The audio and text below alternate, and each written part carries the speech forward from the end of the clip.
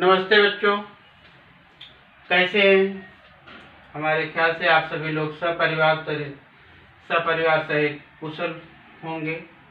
बच्चों, इससे पहले आप लोगों को हमने वीडियो भेजा था, आप लोग देखे होंगे, सुने होंगे, समझे होंगे। फिर आप लोगों को दोबारा हम इस कक्षा 6 के नागरिक शास्त्र विषय में आप लोगों को वीडियो भेज रहे हैं। हमारे ख्याल से आप लोग सुनेंगे और समझेंगे। बच्चों, आज का इसका सुविचार है, एक बनो नेक बनो। मतलब सभी लोग अच्छा बनो, अच्छा करो, अच्छा सोचो और संगठित रहो। बच्चों, इसका विषय है, पाठ का नाम है समाज में विविधता। हमारे देश में अनेक धर्मों के लोग, अनेक जातियों के लोग, अनेक बोली भाषाओं के लोग, अनेक तरह की कृतियां करने वाले लोग रहते हैं।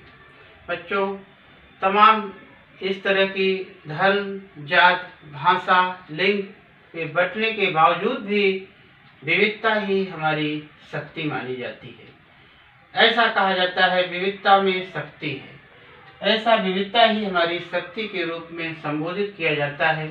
फिर भी आइए हम सभी लोग आगे देखते हैं। हेडिंग है आपकी बच्चों, विविधता ही हमारी शक्ति। बराबर, विभिन्न समूहों के साथ मिलजुल कर रहना ही सह अस्तित्व अनुभव करना है। ऐसे सह अस्तित्व से हमारे बीच सामंजस्य बढ़ता है। इसके कारण हम एक दूसरे के रीति रिवाज और जीवन पद्धति से परिचित होते हैं। हम एक दूसरे की जीवन पद्धति का आदर करना सीखते हैं। साथ ही दूसरों की कुछ प्रथाओं और परंपराओं को भी ग्रहण करते हैं।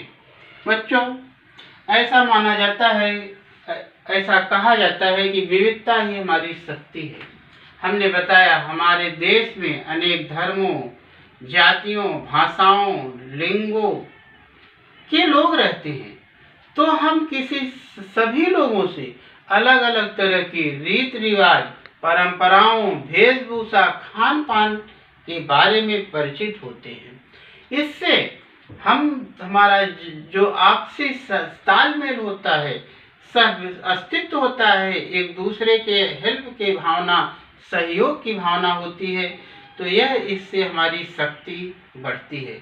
बच्चों, जैसा कि आप सभी लोग जानते होंगे कि हमारे देश में हिंदू, मुस्लिम, सिख, ईसाई, बौद्ध, जैन तमाम धर्मों के लोग रहते हैं। फिर भी हम लोगों को या किसी भी व्यक्ति के ऊपर कोई भी समस्या, चाहे प्राकृतिक आती है, चाहे मानवीय आपदाएं आती हैं, फिर भी हम दूसरे का एक सहयोग करने के लिए, हेल्प करने के लिए एक दूसरे के साथ तत्पर और तैयार रहते हैं। बच्चों, इससे हमारा विविधता से हमको अनेक लोगों के धर्मों के बारे में, पूजा पाठ कैसे करते हैं, ये सारी बातों के बारे में, और तरह तरह के उनकी परंपराएं क्या हैं, उनका रीति रिवाज क्या है, उनके पूर्वजों के द्वारा क्या प्रचलित प्रथाएं हैं, ये सारी बातों के बारे में जानते हैं, सीखते हैं, सहअस्तित्व की भावना रखते हैं, एक दूसरे का सहयोग करते हैं।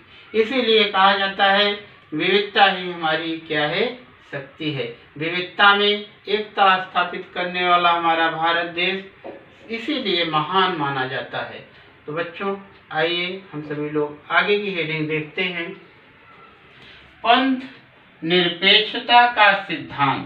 बराबर, हमारे देश में तमाम पंथों के लोग रहते हैं, तमाम धर्मों के लोग रहते हैं, तमाम जातियों के लोग। जैसा कि हमने बताया, भारतीय समाज में विभिन्न धर्मों के लोग रहते हैं। उनके बीच परस्पर सामंजस्य बढ़े, विभिन्न धर्म के लोगों को उनकी श्रद्धानुसार पूजा अर्चना करने की स्वतंत्रता प्राप्त हो। इसलिए हमारे संविधान में महत्वपूर्ण प्रावधान किए गए हैं। संसार में भारत एक महत्वपूर्ण पंथ निरपेक्ष राष्ट्र है। बच्चों, जैसा कि आप सभी लोग जानते हैं, हमारा राष्ट्र भारत महान देश धर्म निरपेक्ष है। पंथ निरपेक्ष। किसी भी संविधान के अनुसार किसी भी धर्म को विशेष बढ़ावा नहीं देता है, किसी को किसी तरह का अनुदान नहीं देता है, किसी को विशेष सुविधा नहीं देती है। हमारे संविधान के लिए सभी धर्मों के लोग, सभी जातियों के लोग, सभी पंथों के लोग, सभी लिंग एक समान माना जाता है। और इससे क्या होता है, सभी लोगों को एक दूसरे के परस्पर भेदभाव की भावना उत्पन्न नहीं होती है। सभी लोग एक दूसरे के प्रति सहयोग का भाव रखते हैं, हेल्प की भावना रखते हैं। तो इस तरह से बच्चों, आज हमको चाहे किसी भी धर्म का है व्यक्ति, उसको सभी को स्वतंत्रता हमारे संविधान ने दिया है और वह अपने धर्मों के अनुसार पूजा पाठ अर्चना वगैरह कर सकता है। जैसा उसको परंपरा है, जैसी रीति रिवाज है, उस तरह से निर्वाह कर सकता है। तो बच्चों, इसी क्रम में आइए हम लोग अगली हेडिंग जानते हैं। समाज में रहकर हम क्या सीखते हैं, कौन से गुण ग्रहण करते हैं, हमारे व्यक्तित्व विकास में समाज किस प्रकार सहायता करता है, इसको हम यहाँ समझेंगे। बच्चों, समाज कैसे बनता है? लोगों को मिलाकर हमारा क्या बनता है? समाज बनता है। तो इस तरह से समाज में हम क्या सीखते हैं, लोगों से किस बात को जानते हैं, क्या हमारा व्यक्तित्व है, कैसा हमारा सम्मान है, किस तरह से हम दूसरे का सहयोग करते हैं, हेल्प करते हैं, इस तरह की भावना को जानने और सीखने का अवसर हमको कहाँ से मिलता है? समाज से मिलता है। बराबर बच्चों, आइए हम सभी लोग अगली हेडिंग जानते हैं। प्रत्येक समाज व्यक्ति और समूह के परस्पर सहयोग पर आधारित होता है। एक दूसरे के सहयोग के बिना किसी भी समाज का अस्तित्व नहीं रह सकता। एक दूसरे की समस्याएं और प्रश्नों को हल करने के लिए एक दूसरे की पारस्परिक सहायता करना सहयोग कहलाता है। हमारे परिवार के सदस्यों में यदि सेवा प्रवृत्ति न हो तो परिवार नहीं चल सकता। यही बात की भी है। सहयोग के बिना समाज का विकास रुक जाता है और दैनिक जीवन सुचारू रूप से चल नहीं सकता।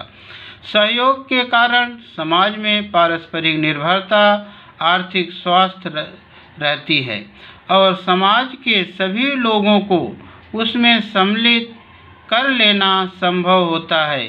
सभी घटकों को साथ लेकर चलने की यह एक प्रक्रिया होती है। बच्चों, जैसा कि मैंने बताया, सहयोग, हेल्प, बिना सहयोग के बिना हमारा परिवार की ऐसी बिना हेल्प और सहयोग की प्रवृत्ति अगर परिवार में नहीं होगी तो परिवार चल नहीं सकता, एक जगह रह नहीं सकता, खंडित हो सकता है, बढ़ सकता है। सहयोग बिना मानव का विकास भी नहीं होता है। हमारा जो विकास है, बिना एक दूसरे के हेल्प या सहयोग किए भी विकास प्रगति नहीं हो सकता है और दैनिक रूप से जो हमारी जीवन प्रक्रिया है यह चल नहीं सकती है। तो बच्चों, कुल मिला के हमारा सहयोग की भावना होनी चाहिए। समाज में रह के समाज से सीखने की प्रक्रिया, समाज से सीख कर जानने और अपनाने की प्रक्रिया होनी चाहिए। तो इस तरह से बच्चों, कुल मिलाकर हमको एक दूसरे का सहयोग और हेल्प करना चाहिए। अगली हेडिंग है सहिष्णुता और सामंजस्य। सहिष्णुता, समाज में जिस प्रकार सहयोग की भावना होती है वैसे ही कभी कभी मतभेद, विवाद और संघर्ष भी उत्पन्न होते हैं। व्यक्ति के बीच के मतों, विचारों और दृष्टि में सामंजस्य स्थापित न हो तो विवाद और संघर्ष निर्माण हो सकते हैं। बच्चों, परिवार हो, चाहे समाज हो, चाहे लोग हों, जब तक आपस में सामंजस्य, थोड़ा सा समझबूझ के हेल्प करके जिन बातों को नहीं लिया जाता है, नहीं किया जाता है, तो वहाँ क्या हो जाता है? संघर्ष की भावना, एक दूसरे से लड़ने झगड़ने मारपीट करने का विवाद उत्पन्न हो जाता है। इस तरह से हमको किसी के प्रति खींचातानी करना या किसी भी तरह के गलत कार्यों को नहीं करना चाहिए और आपस में हम सभी लोगों को एक दूसरे के प्रति सहयोग रखना चाहिए। दीर्घ काल तक संघर्ष जारी रखना किसी के हित में नहीं होता। आपसी समन्वय और समझौते के माध्यम से ही मनुष्य संघर्ष का निवारण करना सीखता है।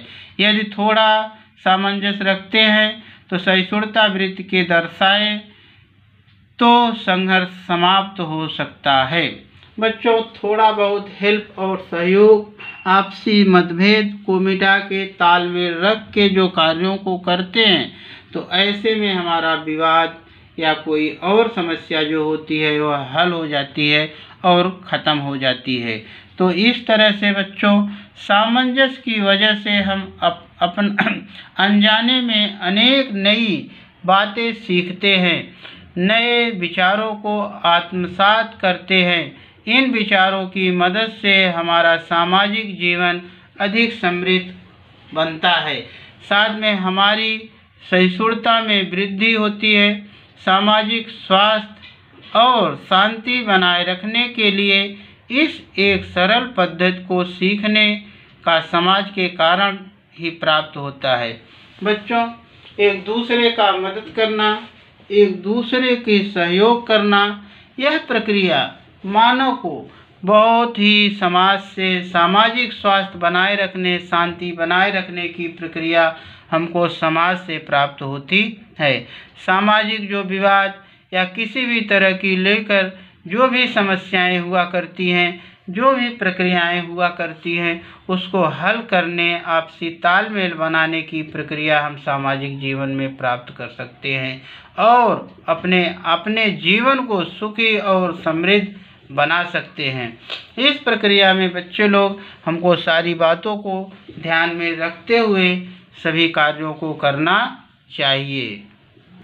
बच्चों, अगली हेडिंग देखेंगे आप लोग, विविध भूमिकाएं निभाने के अवसर। क्या हेडिंग है आपकी? अनेक भूमिका जो होती है, कार्य होती हैं, उसको निपटाने बनाने का अवसर हमको प्राप्त होता है। हमारी समाज में हमारी अनेक भूमिकाएं होती हैं। एक ही व्यक्ति अनेक भूमिकाओं को निभाता रहता है। प्रत्येक भूमिका में कुछ दायित्व और कर्तव्य निश्चित होते हैं। परिवार और परिवार से बाहर इन्हीं भूमिकाओं में अनेक परिवर्तन भी होते हैं। बच्चों, हम समाज में रह के तमाम तरह के कार्यों को सीखते और जानते हैं। उनकी जो भूमिकाएं होती हैं, मदद की भावना होती है, बोली भाषा व्यवहार की भावना होती है, कुछ और तरह के जो कर्तव्य होते हैं वह निश्चित होते हैं। इससे हमको निपटाकर ये सारी गलत भावनाओं को भूलकर परिवार और परिवार के बाहर इन्हीं भूमिकाओं के नाते समाज में परिवर्तन और बदलाव होता है। ऐसी प्रक्रिया से चलने से, इन्हीं सारी भूमिकाओं से निपटने से हमारी सारी समस्याओं का हल हो सकता है। बच्चों, देखिए ये जो चित्र आपको दिखाई दे रहा है, सबसे पहले देखिए माता पिता, पुत्र पुत्री बराबर, दादा दादी बराबर, विद्यालय का मित्र मंडल का, अगला है कक्षा प्रतिनिधि, खिलाड़ी, स्वच्छता दूत, बाल मित्र संगठन, विद्यार्थी। पहले देखिए माता पिता। हमारा बच्चों कर्तव्य होता है माता पिता की सेवा करना, माता पिता की बातों को मानना। माता पिता कभी आप लोगों को गलत रास्ते पे नहीं ले जाएंगे, गलत बात नहीं बताएंगे। और उनसे बड़ा जो होता है दादा दादी होते हैं, वो और अनुभवी होते हैं। वो सारी पुरानी बातें, रीत रिवाज, परंपराएं, जीवन में कैसी समस्याएं आ सकती हैं, क्या करने से नहीं हो सकती है, ये सारी बातों को जानकारी प्राप्त होती है। विद्यालय का, आप स्कूल में पढ़ने जाते हैं, आपके वहाँ पे मित्र मिलते होंगे, तमाम तरह के सहयोगी मिलते होंगे। तो इस तरह से आपसी तालमेल बना के हमको समाज में, लोगों में अपने विचारों को व्यक्त करके अपने सारी बातों को समझना और करना चाहिए। आगे है बच्चों कच्चा प्रतिनिधि। आप जब घर से बाहर निकलते हैं, सड़कों पे जाते हैं, गलियों में जाते हैं, विद्यालयों में जाते हैं, तो आप विद्यालय की देख रेख करने के लिए सर, टीचर, प्रिंसिपल, मैडम या तमाम लोग रहते हैं। उनके साथ साथ आप कक्षा का एक प्रतिनिधि मॉनिटर भी होता है, जो आपको सही दिशा बताता है, सूचनाओं को बताता है, जानकारियों को बताता है और सारी बातों से आप सभी लोगों को अवगत कराता है। जब स्कूल से और थोड़ा सा बाहर हट के मैदान में जाते हैं, तो वहाँ तमाम आप लोगों को खिलाड़ी मिलते हैं। खिलाड़ियों में सबसे अधिक सहयोग की भावना होती है, टीम की भावना होती है। ऐसे में हम सभी लोगों को एक दूसरे का हेल्प और सहयोग करके आगे बढ़ना चाहिए। आगे और बढ़ते हैं बच्चों, स्वच्छता दूत होता है। स्वच्छता माने सफाई रखने वाला, वो भी बच्चों इंसान ही होता है। ऐसा नहीं कि दुनिया में जो कार्य होते हैं, जो झाड़ू मारता है, जो कचड़े को उठाता है, तो वह इंसान नहीं होता है, वह भी एक इंसान ही होता है। उसका जो काम है वो अपने तरह से कर रहा है। कर्म कोई छोटा और बड़ा नहीं होता है, कोई खराब नहीं होता है। इस तरह से हमको करना चाहिए, उनकी हेल्प और मदद करनी चाहिए कि कूड़ा करकट इधर उधर न फेंकें, डब्बे में, डस्टबिन में डालें, या और तरह की जितनी भी साधन सुविधाएं होती हैं वो सभी को हमको करना चाहिए। तो इस तरह से बच्चों अगला होता है मित्र संगठन का सदस्य। आपके दोस्त, सहेली, मित्र तमाम लोग होते हैं, उनके प्रति हमको सहयोग की भावना रखनी चाहिए, एक दूसरे से हेल्प करना चाहिए। अगला है विद्यार्थी और विद्यार्थिनी, दोनों बातों को बताया है, लड़के और लड़कियों को दोनों के लिए बातें रखा है। तो इस तरह से हमारा परिवार, हमारा संस्कार, हमारा जो भी सभ्यता है, रीति रिवाज है, उसके अनुसार हमको समाज में घर से बाहर निकलते हैं, विद्यालय में जाते हैं, सड़कों पे जाते हैं, खेल के मैदान में जाते हैं, या कहीं भी स्वच्छता कार्य करने जा रहे हैं। इस समय देख रहे हैं हमारे देश में स्वच्छता का कार्य तेज गति से हो रहा है, गंदगियां और सारी नहीं दिखाई देती हैं। तो इस तरह से हमको ये सारी बातों को देख रेख करना चाहिए। तो इसी क्रम में बच्चों लोग हम अगला हेडिंग जानेंगे, समाज का नियमन। मतलब समाज में रहने के लिए हमको कौन कौन सी बातों को ध्यान में रखना चाहिए और कौन कौन से नियम होते हैं। समाज में दैनिक व्यवहारों को सरलता से चलाने के लिए कुछ नियम की आवश्यकता होती है। पूर्व समय में समाज का नियमन अधिकांश रूप में रूढ़ और परंपराओं द्वारा होता था, परंतु आधुनिक समाज का नियमन रूढ़ परंपराओं के साथ साथ कानून द्वारा भी। बच्चों देखिए, समाज का कुछ नियम होता है जो कि पारंपरिक होता है और कुछ हमारे संविधान के अनुसार या लोगों के द्वारा बनाए गए नियमों के अनुसार भी कार्य होता है या कार्य चलता है। तो इसके लिए कुछ परंपराएं ऐसी होती हैं बच्चों की जो कि हमारे लिए घातक होती है, नुकसानदायक होती हैं। तो ऐसी परंपराओं को हमको त्याग देना चाहिए और जो सरलता से जीवन में निर्वाह करने के लिए दैनिक व्यवहारों में आने वाला नियम है, उसमें साधन सुविधाओं को देखते हुए, सारे कार्यों को देखते हुए हमको आवश्यकता अनुसार अपने आप में नियम में थोड़ा बहुत परिवर्तन करना चाहिए। लेकिन जो रीति रिवाज पुराने हैं, जिनसे परंपराएं हैं, जैसे तमाम परंपराएं, दहेज प्रथा है, सती प्रथा है, तमाम प्रथाएं ऐसी कुप्रथाएं थी जिससे समाज में लोगों को हानियां होती थी, नुकसान होते थे। तो इसी क्रम में बच्चों ये सबको हमको नहीं मानना चाहिए। आगे देखिए कि कानून स्वरूप रूढ़ियों, परंपराओं, संकेतों की तुलना भिन्न होता है। इन सभी बातों के आधार पर हमारे समाज का नियम अनेक संस्थाओं व संगठनों द्वारा किया जाता है। स्थानीय शासन संस्थाएं भी समाज के नियमन कार्य में महत्वपूर्ण भूमिका निभाती हैं। तो बच्चों, कानून का स्वरूप जो है या परंपराओं, रीति रिवाज, रूढ़ियों को देखते हुए बनाया जाता है। ऐसी नियम को हमको संस्थाओं और संगठनों के द्वारा ध्यान में रखना चाहिए। स्थानीय जो शासन संस्थाएं होती है, इस समाज के नियम का बहुत एक महत्वपूर्ण भूमिका होती है और महत्वपूर्ण अंग माने जाते हैं। तो आगे आइए देखते हैं। बच्चों, अभी आप लोगों ने समाज में विविधता के बारे में तमाम बातों को सुना, तो हमारे ख्याल से आप सभी लोग ये सारी बातों को ग्रहण करेंगे, कंठस्थ करेंगे। तो बच्चों, एक बात और है, इसका मैं आप लोगों को PDF बना के स्वाध्याय कार्य भेज दिया हूँ। इसको सुंदर अक्षरों में कॉपी पे लिखिएगा और लिखकर शुक्रवार तक वीडियो उसका फोटो खींच के ग्रुप में भेजिएगा। दूसरी बात बच्चों, टीचमेंट ऐप से जुड़िए आप लोग। जो पीरियड आता है, जो लिंक सर, टीचर या मैं भेजता हूँ, उससे जुड़िए। आपकी हाजिरी उसी में लगेगी, आपकी हाजिरी उसी में लग रही है। ये तो मैं वीडियो आप लोगों को समझने और जानने सुविधा के दृष्टि से बच्चों भेज रहा हूँ। तो आप लोग टीचमेंट ऐप में ज़रूर जुड़िए। फिर हम अगले वीडियो में मिलेंगे। तब तक के लिए धन्यवाद। नमस्कार बच्चों।